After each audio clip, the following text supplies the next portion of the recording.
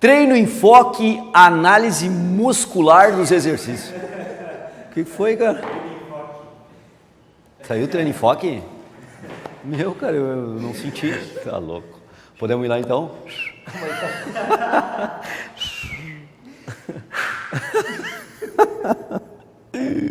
Treino, enfoque, análise muscular. Sim, a nova série do Treino em Foco, onde nós vamos, por exemplo, aqui o Caio está fazendo um exercício e nós vamos mostrar para vocês um roteiro, um passo a passo de como fazer uma interpretação e uma análise muscular, restrita à análise muscular de diferentes exercícios. Hoje, abrindo a série, nós vamos iniciar fazendo a análise muscular do exercício elevação frontal. Então, se você quer acompanhar... Ok, Caio, segura isso, senão depois eu vou te sugar durante o vídeo, hein? Se você quer continuar acompanhando essa série, quer conhecer essa série, se inscreva no nosso canal no YouTube e não esqueça de ativar a sua inscrição, para poder receber depois a mensagenzinha dos nossos novos vídeos no canal do YouTube. Logo depois da vinheta, nós vamos fazer uma análise muscular do exercício elevação frontal.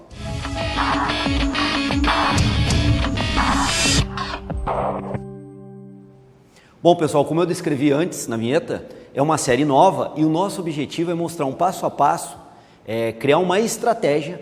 Na verdade, nós já criamos, mas mostrar para vocês essa estratégia para poder fazer uma análise do exercício, não só da elevação frontal, que é o que nós vamos analisar hoje, mas de todo e qualquer exercício. Existem algumas regrinhas, principalmente no peso livre, que é o que nós vamos começar hoje o exercício, e valerão para os outros exercícios de peso livre, aonde nós vamos analisar essas condicionantes, tá ok? Então vamos lá, Caio, mostra aí o exercício de novo.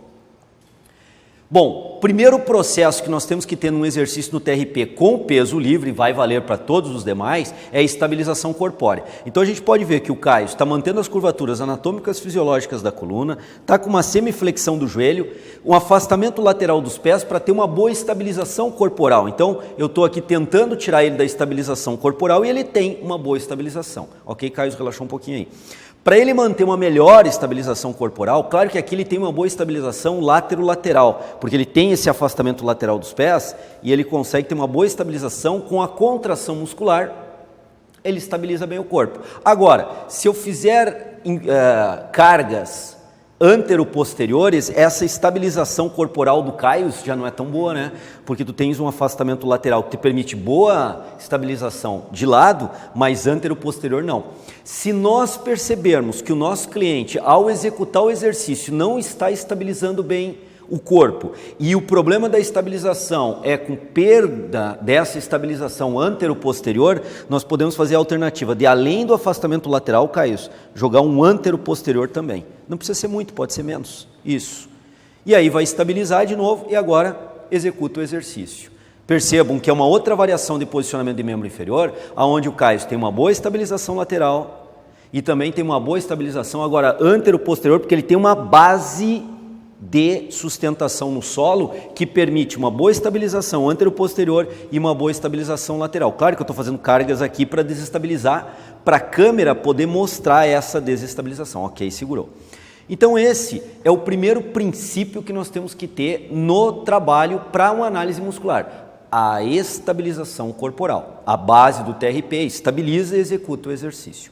A partir daqui, nós vamos para o segundo passo. O nosso segundo passo é nos perguntarmos, e a resistência? Para onde, para que lado, em que direção, em que sentido se encontra a resistência? Executa aí de novo, Caio. Vai executar bastante aí, vamos ver como é que está esse deltoide, tá? Então, a resistência aqui ao movimento, ok, pode soltar, pode soltar. Está aqui a resistência. A nossa resistência é o peso. Por isso que nós no Treino em Foco, em alguns outros locais, em alguns outros momentos, chamamos de treinamento resistido, com o peso. Pois a resistência é ofertada pelo peso. E como é um trabalho com peso livre, esse peso ele está sobre ação gravitacional. Eu estou com o peso aqui, eu solto o peso, simplesmente solto o peso, ele tem uma direção de carga e um sentido. A direção é vertical, sentido de cima para baixo. Sempre a carga, a resistência no peso livre, sobre ação gravitacional, uma anilha, uma barra, um halter, estará sobre ação gravitacional. Ou seja, esse peso ele tem uma aceleração gravitacional de 9,81 metros por segundo ao quadrado de aceleração. Na verdade, é uma massa que sofre uma aceleração e aí nós consideramos peso, ok? Então, a força e a resistência gerada a um movimento por essa força é uma força que tem uma direção em sentido. Peguei cá isso. E ao fazer a execução do exercício, sempre essa resistência será, mais uma vez, na vertical, de cima para baixo. Então, no segundo passo, primeiro passo é a estabilização, segundo passo é essa questão da resistência, nós já identificamos, a resistência está para onde? Na vertical, de cima para baixo. Então, durante o exercício, vai lá, Caio, sempre durante o exercício, o Caio tem uma resistência que ela é vertical, de cima para baixo. Ok. Esse passo já vencemos. Agora vamos para o próximo passo para chegarmos na análise muscular propriamente dita. O próximo passo agora é vermos que essa resistência, quais são as tendências de movimento que vão causar no corpo do praticante, no corpo do executante do exercício. Aonde temos tendências de movimento? Só que para nós analisarmos tendência de movimentos, nós temos que saber aonde ocorrem os movimentos no corpo. Se nós formos analisar do ponto de vista mecânico, os movimentos do corpo são sempre a partir das articulações. Não há, como algumas pessoas do senso comum colocam, dobra o braço para executar um exercício. Não se dobra braço. Braço é um segmento rígido que para dobrar tem que ter fratura do húmero. O que se faz é uma articulação entre antebraço e braço que se articulam num ponto. Esse ponto chama-se articulação, justamente porque se articulam duas peças ósseas rígidas. Então eu tenho um ponto articulável e aqui verdadeiramente ocorre um movimento. Se eu observar o ombro, é o mesmo. Eu tenho uma estrutura rígida do tórax, nós temos uma estrutura rígida do braço, do antebraço. Se eu fizer esse movimento lateral, eu tenho um ponto onde essas estruturas rígidas se articulam. Esse ponto é chamado de articulação. Eu estou falando isso no primeiro vídeo dessa série para nós entendermos o seguinte: as tendências de movimento que nós vamos analisar agora, essas tendências de movimento ocorrem sempre nas articulações. Por quê? Porque é sempre nas articulações que ocorrem os movimentos corporais humanos, ok? Dito isso, nós vamos ver as tendências de movimento agora na tua execução, tá, Caio? Vai lá. Segurou aqui. O Caio está com os membros superiores paralelo aproximadamente ao solo e como a resistência é para baixo na vertical, qual é a tendência de movimento dessa resistência? Segura aqui, estabiliza bem. No ombro, qual é a tendência de movimento no ombro?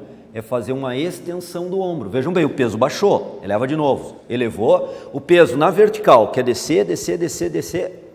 E isso causa um movimento no ombro de extensão do ombro. O Caio vence a resistência fazendo a flexão do ombro. Então nós vimos que no caso do ombro, da articulação do ombro, não é só uma tendência de movimento, ele permite que o movimento ocorra no ombro, ele permite que o peso desça, fazendo um movimento rotacional em cima da articulação. Essa é a primeira tendência de movimento. E a partir disso e da análise das demais, nós vamos identificar a musculatura.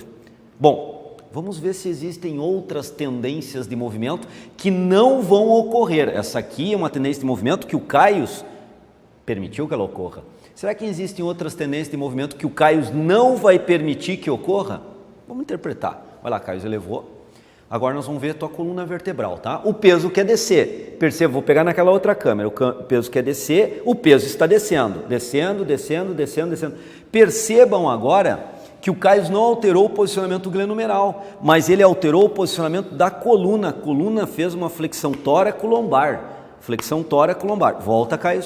Veja que quando ele retoma o alinhamento da coluna, o peso se elevou. E lembrando mais uma vez, a resistência está para baixo na vertical. Essa resistência faz esse movimento, tende a gerar uma flexão tóraco-lombar. Olha a tendência de movimento aqui, uma flexão tóraco-lombar, mas o Caio não deixa que isso ocorra, ele alinha a coluna, mantém as curvaturas fisiológicas e mantém a posição. Pode relaxar, Caio, que eu já estou vendo que o deltóide está morrendo aí, né? Mais ou menos. Mas vamos lá, vamos tocar aqui, vamos ver se o nosso auxiliar, ele sustenta o exercício até o final.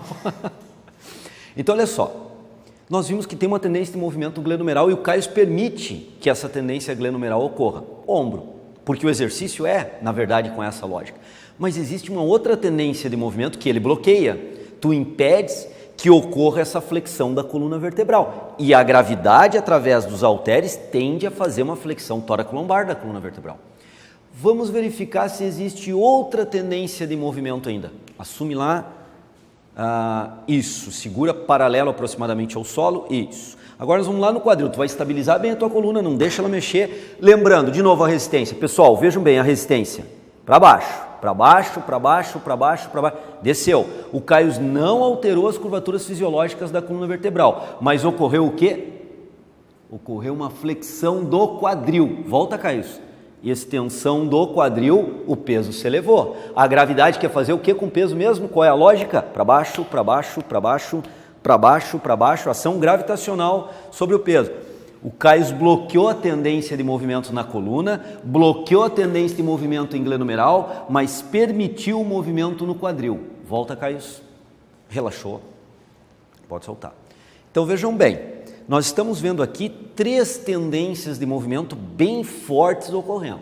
Uma tendência de movimento, vou fazer aqui de lado para pegar na câmera, de extensão do ombro. Uma tendência de movimento de flexão da coluna vertebral e uma tendência de movimento de flexão do quadril. Nessas 3 situações, o peso desce, que é a ação gravitacional sobre o peso, descer. Nas 3 condições, a gravidade está vencendo o Caio. Só que agora nós vamos executar o exercício como ele deve ser executado. Vamos lá? Então vamos agora ir fechando a nossa análise. Quando o exercício ocorre assim, tem uma tendência de movimento em glenomeral, o Caio deixa ocorrer. Porque a ideia é treinar a musculatura do ombro. E para isso, dinamicamente, eu tenho que permitir que o movimento dinâmico ocorra aqui.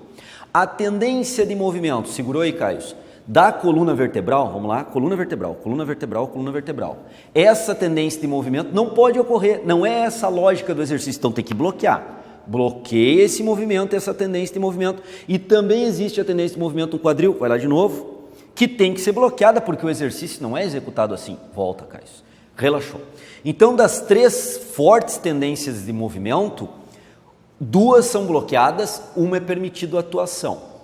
O que nós temos que entender aqui, pessoal? Que nessa que é permitido a atuação, que é em glenomeral, é onde ocorre o trabalho dinâmico da musculatura envolvida. E nas articulações, onde a tendência de movimento fica em tendência mesmo, é uma tendência de movimento que ela não passa a existir em si, então por isso que caracteriza a tendência de movimento, ela é bloqueada pela musculatura. De que forma? Contração isométrica. O músculo contrai, não permite nem a extensão, aqui no caso, para exemplificar, não permite nem a extensão do cotovelo e nem a flexão do cotovelo. Nem a extensão, nem a flexão do cotovelo, porque o bíceps está em contração isométrica e o tríceps em contração isométrica. Então não há flexão, não há extensão do cotovelo, a articulação fica bloqueada. Então no caso da coluna vertebral, quando faz a flexão tóraco-lombar, a gravidade produz a flexão tóraco-lombar. Quem é que deve bloquear esse movimento e impedir esse movimento? Aí nós chegamos na musculatura sinergista estabilizadora, porque está estabilizando a coluna vertebral contra a tendência de movimento de flexioná-la. A coluna tóraco-lombar tem essa tendência e eu tenho que bloquear para permitir o movimento única e exclusivamente em glenomeral.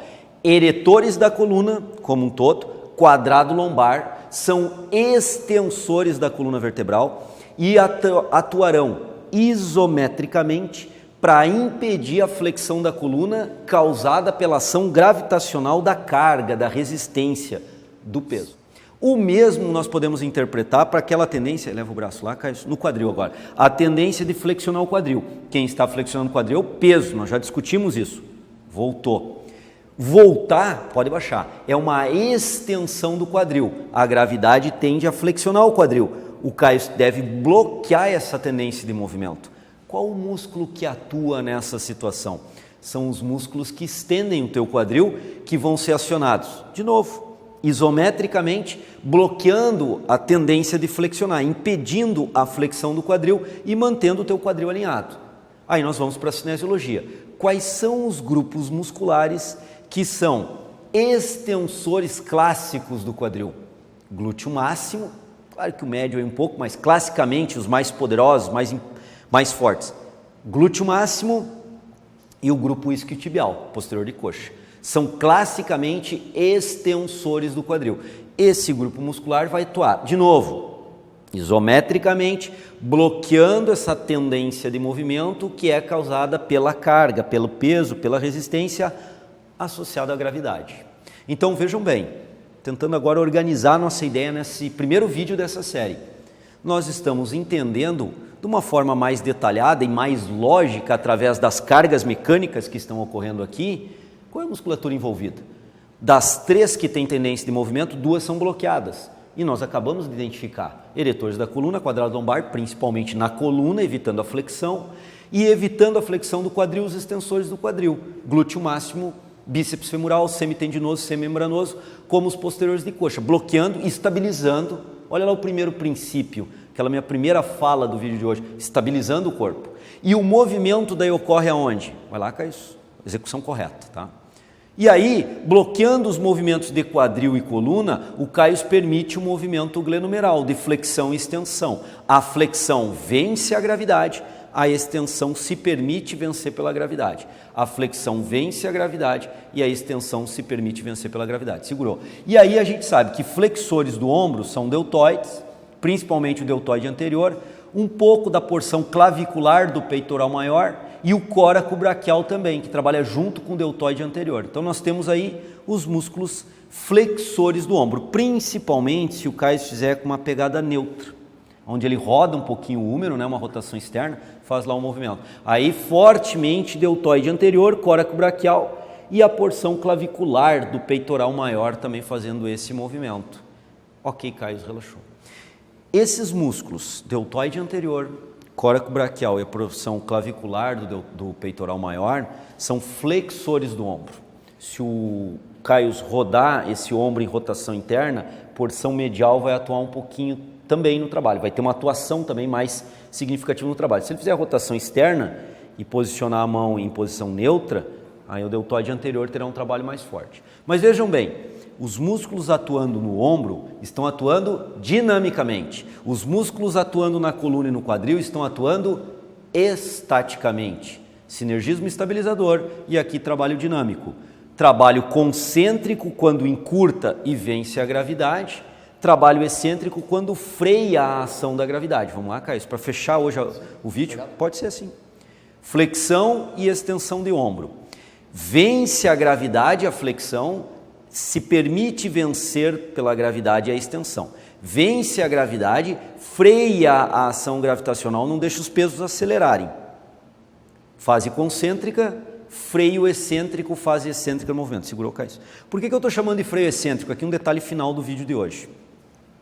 Elevei. Se eu simplesmente relaxar a musculatura atuante, percebam a velocidade de aceleração gravitacional do peso.